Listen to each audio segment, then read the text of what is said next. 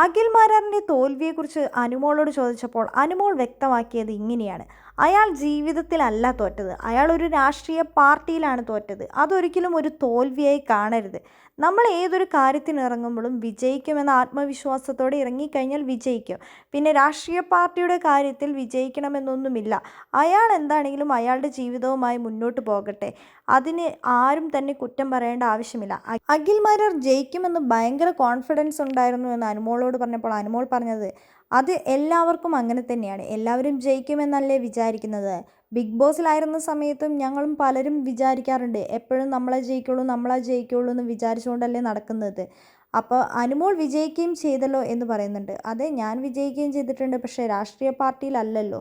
അയാളുടെ ആ ഒരു കോൺഫിഡൻസ് തന്നെയാണ് അയാൾ ഇപ്പോഴും നല്ല രീതിയിൽ നിർത്തുന്നത്. അയാൾ തോൽക്കുമെന്ന് ആരും തന്നെ കരുതിയിരുന്നില്ല. അയാൾ ജയിക്കുമെന്ന് തന്നെയായിരുന്നു പലരും കരുതിയിരുന്നതെന്നും അനുമോൾ വ്യക്തമാക്കുന്നുണ്ട്.